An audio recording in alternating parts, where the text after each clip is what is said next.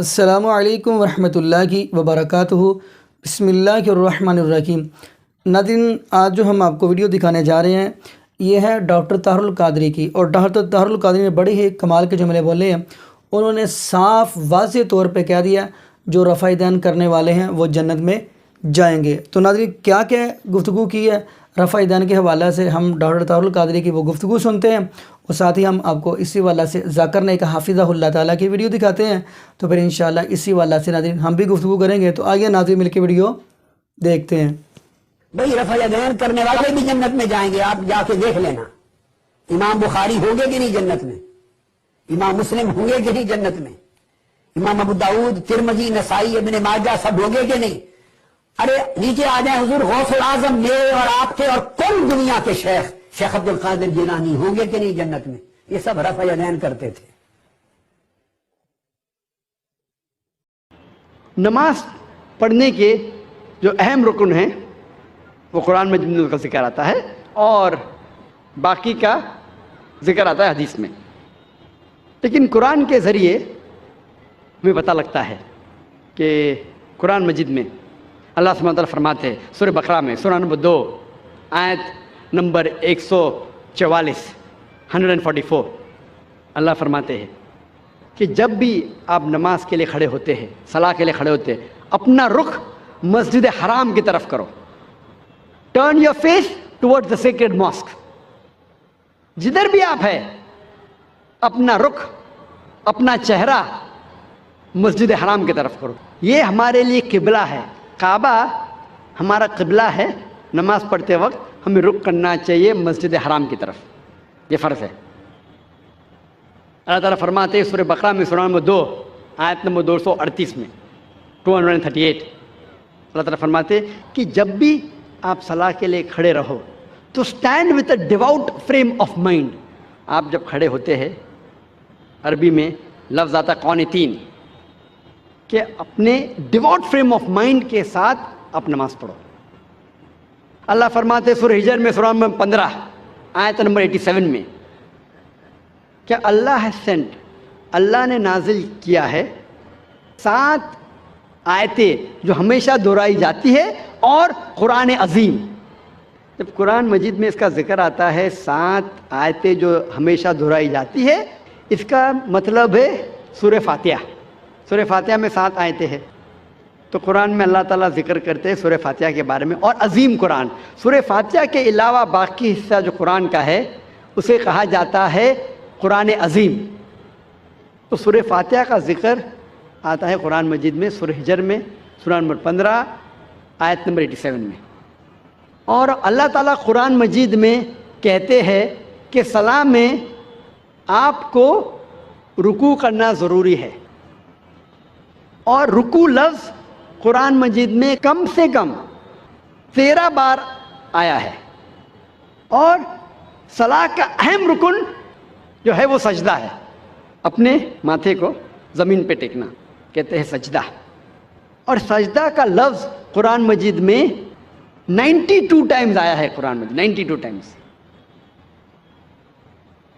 اور اللہ تعالیٰ فرماتے ہیں سورہ العمران میں، سورہ نمبر 3 آیت نمبر 43 میں، یہاں مریم مقنتی لربی کی وسجدی ورقی ما یا رقیم، کہ اے مریم آپ اللہ کی عبادت کرو اور سجدہ کرو اور رکوع کرو ان لوگوں کے ساتھ جو رکوع کر رہے ہیں۔ اور اللہ تعالیٰ فرماتے ہیں سورہ حج میں، سورہ نمبر 22 آیت نمبر 77 میں کہ اے مومنو رکوع کرو اور سجدہ کرو اور اچھے کام کرو تاکہ آپ فلاح پاؤ۔ تو کئی بار قرآن مجید میں کہا گیا ہے رکوع کے بارے میں اور سجدے کے بارے میں۔ اور اس کے علاوہ قرآن مجید میں کئی بار کہا گیا ہے اطیعوا اللہ واطیعوا الرسول، اللہ کی اطاعت کرو اور اللہ کے رسول کی اطاعت کرو۔ کئی بار قرآن مجید میں آتا ہے۔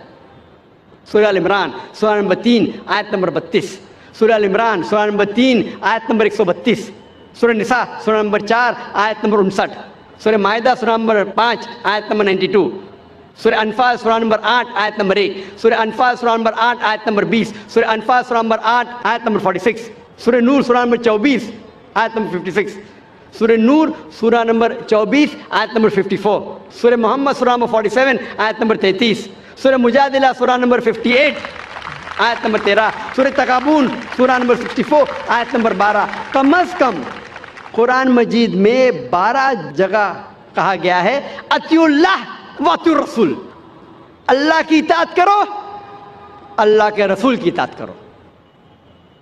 उसका मतलब अल्लाह के अलावा जो भी अल्लाह के रसूल फरमाते हैं, हुक्म करते हैं, हमारे लिए फ़र्ज़ है कि उसे हम माने।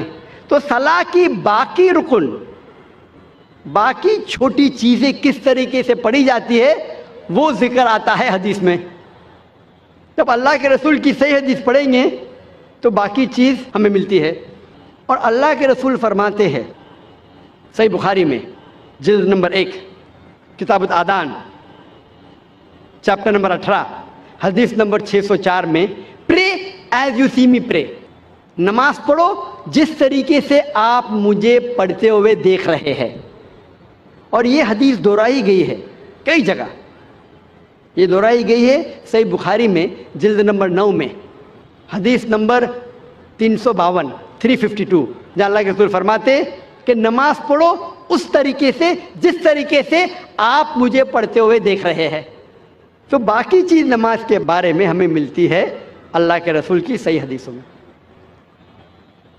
अल्लाह फरमाते हैं सूरह दारियात में सूरह number 51 chapter 51 verse number 56 verse 56, वमा खलक़तुल जिन्न वल इंसा इल्ला लियअबुदून, अल्लाह सुब्हाना व तआला ने जिन और इंसान को इसीलिए बनाया है ताकि वो अल्लाह की इबादत करे।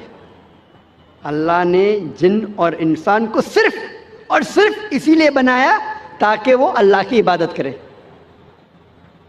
ये लफ्ज़ इबादत आता है अरबी लफ्ज़ अब्द से, जिसकी मानी है बंदा, बंदगी, और सारे इंसान अल्लाह के बंदे हैं।